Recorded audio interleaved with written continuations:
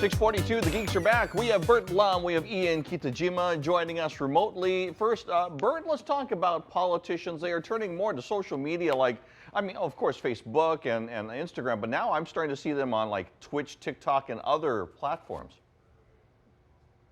Hey, Billy, good morning.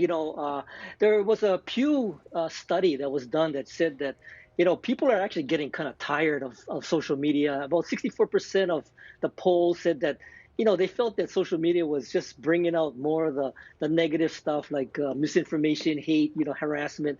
And they were sort of reflective of the fact that, a lot of the maybe older generation who are kind of used to Facebook, Instagram, and Twitter are feeling that way. But there's a growing number of younger users of social media that are flocking to the new platforms, and one of them that got a lot of attention recently was the use of Twitch, and particularly a game called Among Us. And it's a funny game, but you have these little characters and they're chasing each other around, and there's this thing called an imposter, and you're trying to fly this spaceship.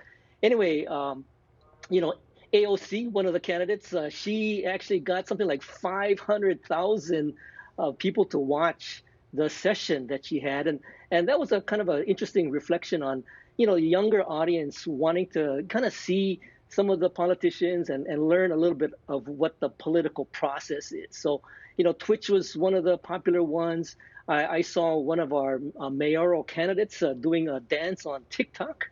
And of course, even on Snapchat, which is still pretty popular amongst the younger folks. One of my favorite podcasts called Pod Save America, does a breakdown on Snapchat. Well, Bert, I think I figured out why there's more politicians on these platforms. It's because they've been watching the Kauai mayor and seeing how successful he is. So I think that's probably one of the reasons of that. Hey, let's go to Ian. Ian, the Tesla self-driving beta program is now out.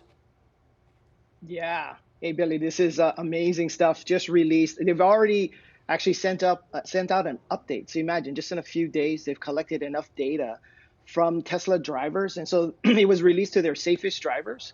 So this is a full self-driving new algorithm. It's a total rewrite of what they've done. So imagine now you have a Tesla, a car that can really drive itself. I mean, there's incredible videos of people coming to stop signs or signal areas. The system can detect if it's a turn left signal, right. It literally shows a person coming up to a stop sign, turning right. The car edges out into the area, almost like a person looking to the left to see if there's clearing. And once it's clear, the car just turns to the right. I mean, just amazing stuff.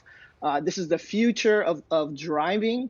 So I was imagining, wow, one day I won't even need a car. Or if I did want a car, I could just share a car with my wife because she'd come home in the car and then the car would come back and pick me up later on at work when I was ready. So just amazing.